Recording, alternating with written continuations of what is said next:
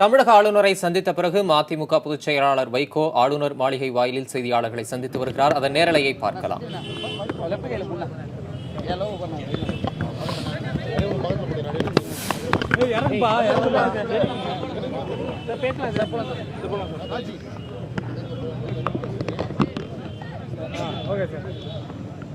ஆளுநர் அவர்கள் எனக்கு நல்ல நண்பர்.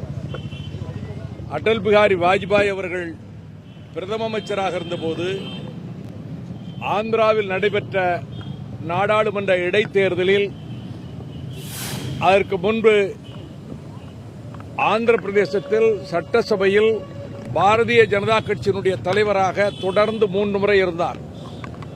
மக்களவை இடைத்தேர்தலில் அவர் வெற்றி பெற்று வந்தவுடன் அவரை உள்துறை அமைச்சகத்தினுடைய ராஜாங்க அமைச்சராக minister of state for home அப்பொழுது வாஜ்பாய் அவர்கள் நம்முடைய ஆளுநர் அவர்களை நியமித்தார்கள், வித்யாசாகர் ராவ் அவர்களை.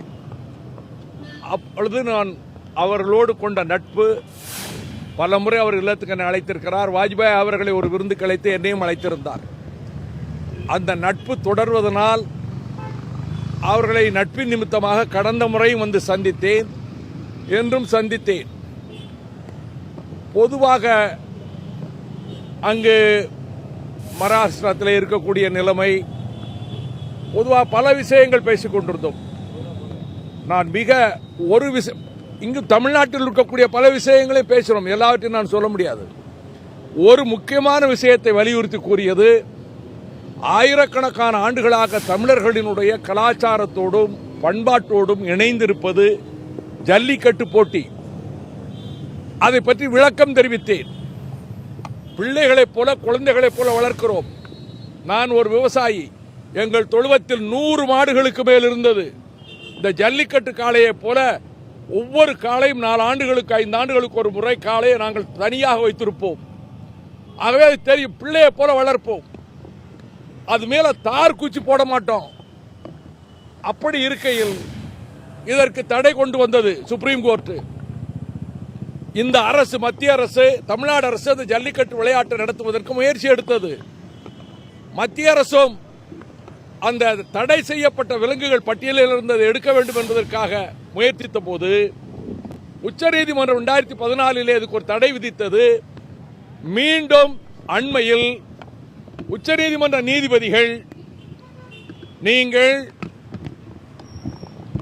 விளையாட்டு பார்க்க வேண்டால் வேறு விளையாட்டு பாருங்கள், இந்த மிருகங்களை வதை செய்வது கூடாது என்று judges, Supreme Court judges sitting on ivory tower are giving sermons. அவங்களுக்கு நடக்கிற நிலைமையே தெரியாது. இதை நீங்க பிரைம் மினிஸ்டர் சொல்லணும். பிரைம் மினிஸ்டர் மத்திய சர்க்கார் சரியான முடிவெடுத்து அதற்குரிய சட்ட திருத்தம் எதுவும் அதை செய்து, இது தமிழ்நாட்டு மக்களின் நாகரிகத்தோடு இணைந்த ஒன்று. அப்ப கேட்டாரு, காயம் ஏற்படும், 2-3 பேர் இறந்து கூட போவாங்க. ஆக்சிடென்ட் அப்படின்னா கார் ஆக்சிடென்ட் ஆகுது, ரோட்ல காரே போக முடியாதுன்னு சொல்ல முடியுமா? ஆனா மாடுகளுக்கு ஒரு சின்ன இடைஞ்சல் கூட வராது. அத கண்ணில் பிளகா அப்படி போடுறாங்க, சாராயம் கொடுக்காங்கலாம் பொய். அதெல்லாம் யாரும் செய்ய மாட்டாங்க. இது எனக்கு தெரியும், வீடுகளில் வளர்க்குற வீடுகளை எப்படி வளர்க்குறாங்கன்னு. பிள்ளை மாதிரி வளர்ப்பாங்க, கொஞ்சம் உடம்பு சரியில்லாம் கூட பார்க்க மாட்டாங்க. கோயில் கட்டி கும்பிடுறாங்க, அந்த மாடு இறந்து போச்சுன்னா ஊரோட கோயில் கட்டி கும்பிடுறாங்க.